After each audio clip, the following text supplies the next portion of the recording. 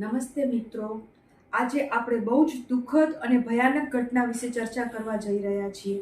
આ ઘટનાએ પૂરા કલકત્તાને હચમચાવી દીધું છે, જ્યાં એક લેડી ડોક્ટર ઉપર બેરહેમીથી રેપ અને મર્ડર કરવામાં આવેલું છે. આ ઘટનાથી આપણો પૂરો દેશ હચમચી ગયો છે. આજે આપણે એ પીડિત પરિવારની સાથે ઊભા છીએ. તેમજ આવા સમયે મહિલા સુરક્ષા અને મહિલા આત્મસંરક્ષણ માટે ચર્ચા કરવી ખૂબ જ જરૂરી છે. આ ઘટના એવી જગ્યાએ ઘટી છે કે જ્યાં આપણે આપણી જાતને સુરક્ષિત સમજતા હતા. આ ઘટના પરથી આપણને એક ખ્યાલ તો આવી જ ગયો છે કે સુરક્ષા ક્યાંય રહી નથી.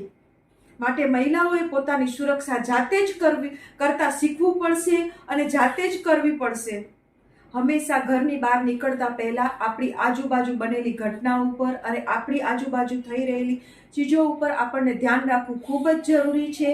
તેમજ રાત્રિના સમયે કે ક્યારેક પણ તમે એકલા હો ત્યારે તમારું લાઈવ લોકેશન તમારા ઘરના જોડે શેર કરવું જોઈએ, જેથી તમે સુરક્ષિત રહી શકો. તેમજ આપણે જ્યારે બહાર નીકળતા હોઈએ છીએ ત્યારે આપણને એક એટલી ખરાબ આદત પડી ગઈ છે કે જ્યાં હોઈએ ત્યારે આપણે આજુબાજુ નજર ન નાખતા આપણે ઇયરફોન લગાવીને સતત આપણા મોબાઈલ ઉપર જ આપણું ધ્યાન હોય છે. ત્યારે આપણી આજુબાજુ શું ઘટના ઘટે છે તેના વિશે આપણને ખ્યાલ જ નથી હોતો. તેથી દરેક બહેનોને રિક્વેસ્ટ કરું છું કે તમે જ્યારે પણ બહાર હો ત્યારે ઇયરફોન લગાવીને ક્યારેક પણ મોબાઈલ ન જોતા તમારી આજુબાજુ થઈ રહેલી ઘટના ઉપર ધ્યાન રાખજો. ક્યારેક પણ તમને અજુગતું કે એવું લાગે ત્યારે તમે વિના સંકોચે ત્યાંથી નીકળી જવામાં જ તમારી સુરક્ષા છે.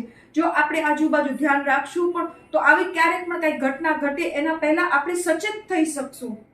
તેમજ ક્યારેક પણ તમને એવું લાગે તો મહિલા હેલ્પલાઇન નંબર છે 181, ત્યાં તમે સંપર્ક કરી શકો છો અને તમારી હેલ્પ તમે માંગી શકો છો.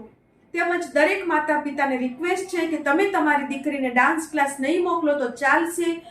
આજના જમાનાની અંદર દીકરીઓને કરાટે ક્લાસ શીખવાડવા ખૂબ જ જરૂરી છે, કારણ કે જ્યારે પણ આવી ઘટના ઘટતી હોય છે ત્યારે દીકરીઓ એકલી જ હોય છે. પોતાની રક્ષા માટે એ લડી શકે ત્યારે તેને એટલું તો આવડવું જ જોઈએ. માટે કરાટે ક્લાસ શીખવાડવા આજે ખૂબ જ જરૂરી થઈ ગયા છે. તેમજ દરેક બહેનો અને દીકરીઓને એક જ રિક્વેસ્ટ કરું છું કે તમે તમારી પર્સની અંદર મેકઅપ કિટ નહીં રાખો તો ચાલશે, પરંતુ તમારા સુરક્ષાના સાધનો જેવા કે મિર્ચ પાવડર, સ્પ્રે, ટોચ કે એવા તમે તમારા પર્સની અંદર સાધનો અવશ્ય રાખવા જોઈએ કે ક્યારેક પણ આવી ઘટના ઘટે તેની સામે આપણે લડી અને આપણે કેમ તે ઘટનામાંથી બહાર નીકળી શકીએ. આવા સાધનો ક્યારેક આપણને હેલ્પફુલ થતા હોય છે. દરેક બહેનોને હું સલાહ આપું છું કે આ રક્ષાબંધનના દિવસે તમે તમારા ભાઈ પાસેથી ગિફ્ટ ના માંગતા, પરંતુ તમે તમારા ભાઈ પાસેથી એક વચન જરૂર માંગજો કે હે ભાઈ, જેવી રીતના તું મારી રક્ષા કરે છે અને મારી ઇજ્જત કરે છે તેવી જ રીતના તું દરેક બહેનો અને દરેક મહિલાઓની ઇજ્જત અને રક્ષા કરજે. જો આપણે આપણા ભાઈ પાસેથી આવું વચન માંગશું તો ઘણી વખત આવી ઘટના, આવા કેસો બનતા આપણે અટકાવી શકશું. દરેક બહેનોને રિક્વેસ્ટ છે કે તમે રક્ષાબંધનના દિવસે તમે તમારા ભાઈ પાસેથી અવશ્ય આવું વચન માંગજો. તેમજ દરેક માતા પિતાને રિક્વેસ્ટ કરું છું કે જેવી રીતના આપણે આપણી દીકરીઓને સલાહ આપતા હોઈએ છીએ કે તું ક્યારેક પણ ઘરની ઇજ્જત ખરાબ ના કરજે, તેવી જ રીતના દરેક માતા પિતાએ પોતાના દીકરાને પણ આવા સંસ્કાર આપવા જોઈએ કે તું કોઈના ઘરની ઇજ્જત બરબાદ ન કરજે. કારણ કે આપણે આપણા દીકરાઓને એવા સંસ્કાર આપશું તો આવી ઘટનાઓ ઘણી વખત ઘટતા આપણે બચાવી શકશું. કારણ કે ખરેખર દીકરાઓને જ આવા સંસ્કાર આપવા ખૂબ જ જરૂરી છે. આવા સમયે હું તમને મહિલાઓને એક જ વિનંતી કરું છું કે ક્યારેક પણ તમને મુસીબત સમય આવે ત્યારે 181 કોન્ટેક્ટ નંબર કરવો જોઈએ.